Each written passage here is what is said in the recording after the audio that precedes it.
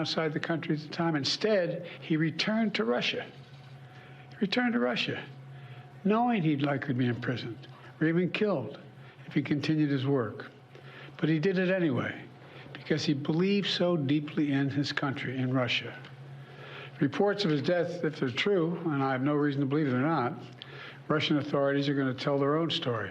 But make no mistake, Putin is responsible for Navalny's death. Putin is responsible.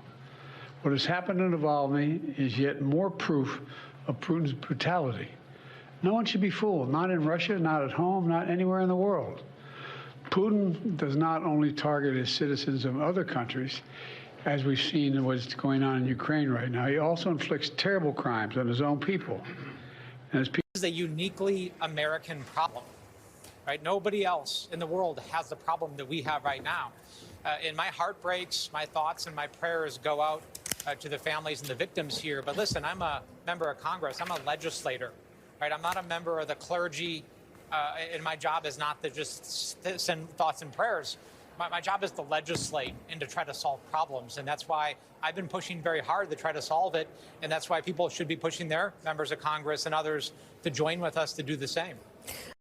Mr. Trump allegedly did the opposite. This is the continuing quote. According to the indictment, he has not only refused to return documents for many months, he also obstructed justice by enlisting others to destroy evidence and then lie about it. In contrast, Mr. Biden turned in classified documents to the National Archives, the Department of Justice, consented to a search of multiple locations, including his homes, and sat for a voluntary interview, and in other ways cooperated with the investigation. That's the distinction, among others. Bottom line is the special counsel in my case decided against moving forward with any charges, and this matter is now closed.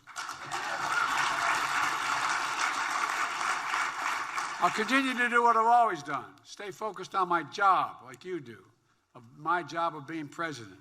Boris? The bipartisan Senate border bill that Republicans spiked last week would have provided ICE with billions in much-needed funding.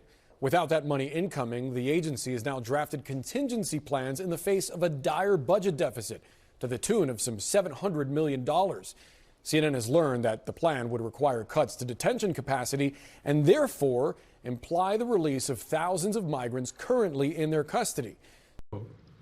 I've seen the headlines since the report was released about my willful retention of documents. These assertions are not only misleading, they're just plain wrong.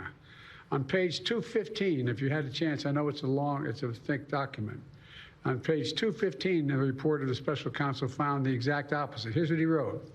There is, in fact, a shortage of evidence that I willfully retained classified materials related to Afghanistan. On page 12, the special counsel also wrote for another documents. The decision to decline criminal charges was straightforward. The evidence suggests that Mr. Biden did not willfully retain these documents. The evidence said I did not willfully retain these documents. In addition, I know there's some attention paid to some language in the report about my recollection of events. There's even reference that I don't remember when my son died. How in the hell dare he raise that? Frankly, when I was asked the question, I thought to myself, it wasn't any of their damn business. Let me tell you something. Some of you have commented, I wear since the day he died, every single day, the rosary he got from Our Lady of.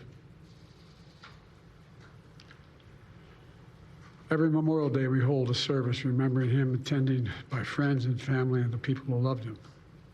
I don't need anyone to remind me when he passed away. Simple truth is I sat for a 5-hour interview over 2 days of events going back 40 years. I heard from voters that they were now these are obviously very well-informed voters, right. But they were at the polling station, they were voting early, and several of them said to me that they don't want to vote for the Republican because it's clearly impossible to get a solution on the issue of immigration. They said the border problem, the immigration issue, the migrant issue in their district was the top issue for them. and that the fact that Republicans killed that bipartisan deal put them over the edge to vote for Tom Suozzi, and immigration was their top issue. So I think that there's something. It's un-American.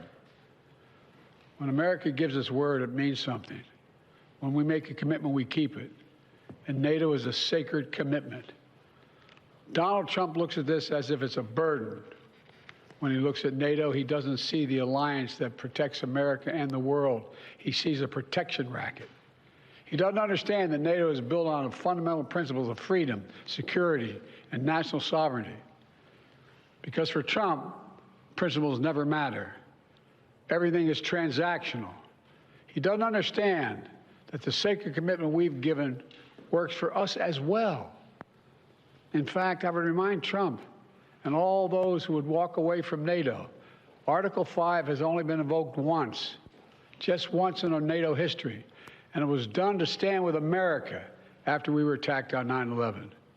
We should never forget it. And I say to the House members, House Republicans, you got to decide. Are you going to stand up for freedom? Or are you going to side with terror and tyranny? You're going to stand with Ukraine? You're going to stand with Putin? Will we stand with America or with Trump? Republicans and Democrats in the Senate came together to send a message of unity to the world. It's time for the House Republicans to do the same thing, to pass this bill immediately, to stand for decency, stand for democracy, to stand up to a so-called leader hell-bent on weakening American security. And I mean it sincerely. History is watching. History is watching. In moments like this, we have to remember who we are. We're the United States of America. The world is looking to us. There's nothing beyond our capacity when we act together. In this case, acting together includes acting with our NATO allies. If he was found guilty, then yeah, he should remove himself from Congress. And if he wouldn't remove himself, then the chamber would have a responsibility to do that. But to preempt that, to score political points, was stupid. A lot of Republicans here are already blaming you guys for pushing out George Santos. What do you say to them? There are a lot of decisions that have occurred these last couple of months that have shrunk the majority. Perhaps George Santos, being honest, would have kept one more seat here in Congress. Republicans have got to take advantage of early voting. We can't start so far behind. Trump is the one who has criticized early voting. I mean, are you guys still feeling the ramifications of all that? Well, I think the president understands what we're saying. There's a difference between mail ballots and in person, and these are certainly conversations we'll have with the president.